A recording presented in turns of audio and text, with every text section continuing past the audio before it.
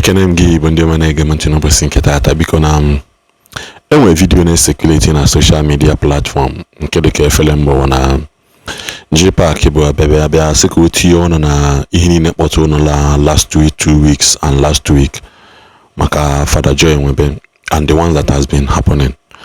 Mana nwere ihe Jpac kwule ebe that got my attention. O si not of Father Joy Nwebe ato. So mgbe nge the video, the thing now brought me back to one post me one day. Somebody na the comment section where some no na Jpac na the man aburo teacher Jpac na Jpac go classmate. I was like so mbonya akulia so just I go like the post just someone I'm reply the person also because I'm on transit that very day.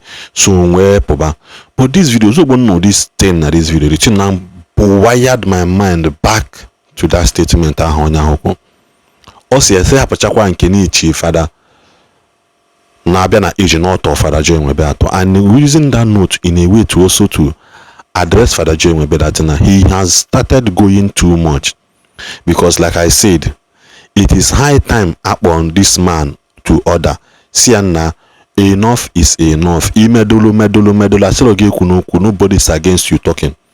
Mana, if truly Holy Spirit is the one that is sending you, how many times did it take Elijah to outshine Jezebel? How many times does it take Elisha to tell God added more 15 years to his life? I'm waiting for the man from the Bible. How many times does the Holy Spirit speak?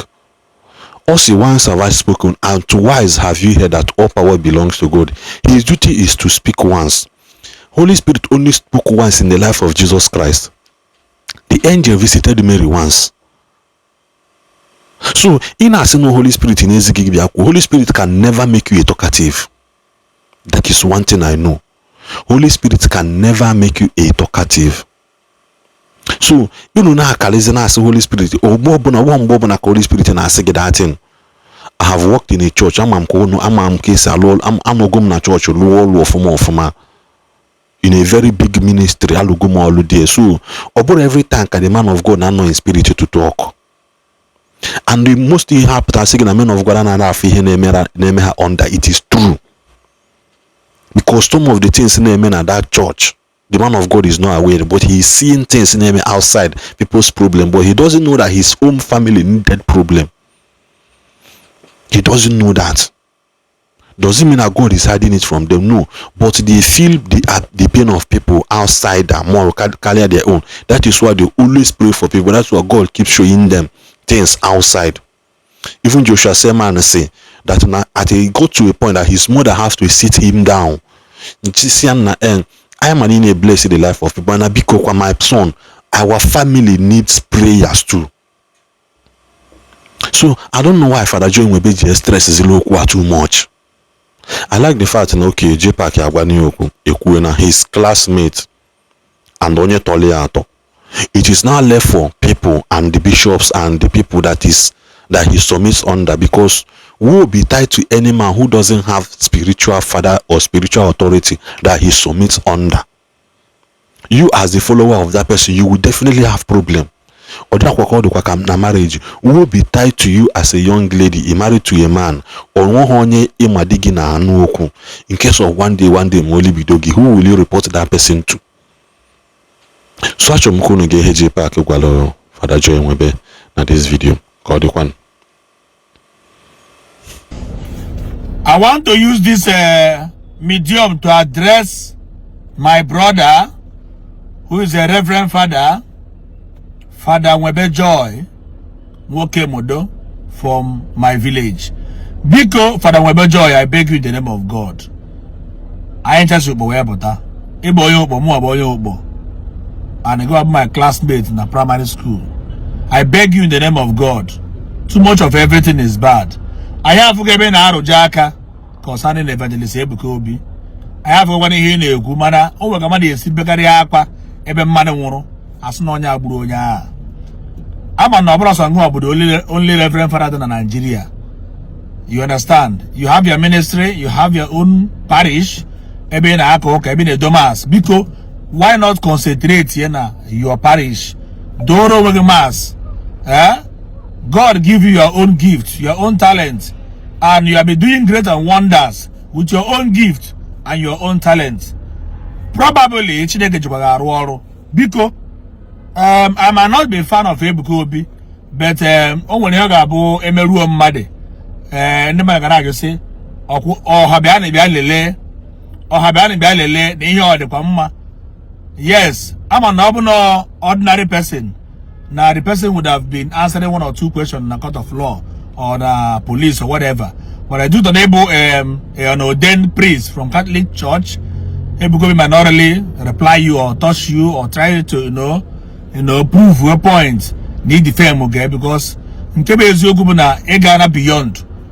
As I said earlier, the truth must be told.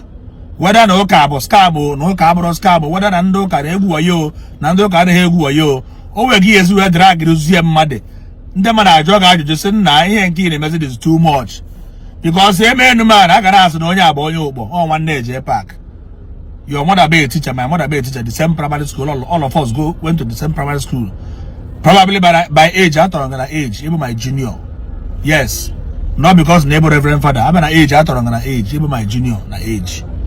So I would tell you and address you, not minding the fact neighbor reverend father.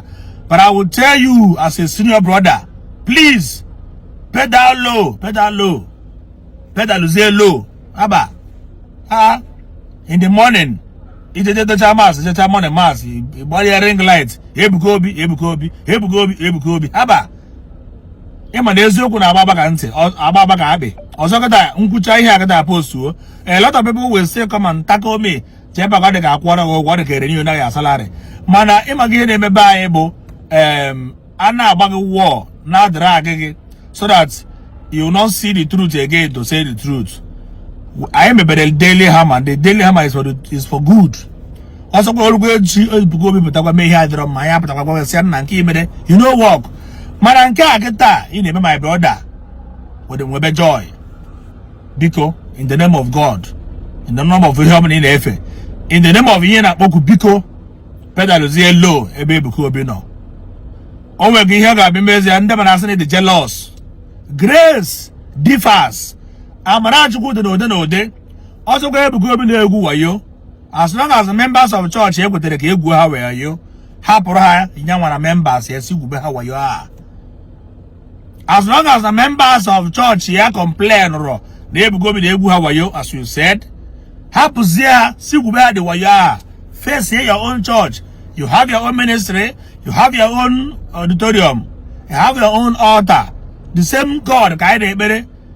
Ekere mara jupụta na grass. Ebuka Obi na-ekpe ekere mara jupụta na grass. Pelasa Sacrament ihe niile. The same church ya akwa. Catholic. Why fighting one another? Ọ bụrụ Ebuka Obi anaghị emete ọfụma. Equal 1 or 2 is erezi ọnụ. Because constantly repeating what you have said before makes you look as if you are jealous of that man. Happy Ebuka Obi, let God use him. Time shall come, but happy. Leave him. This kind of thing shouldn't be coming from Ubo. You are my brother and junior brother for that matter. We went to the same primary school. So, Muamano.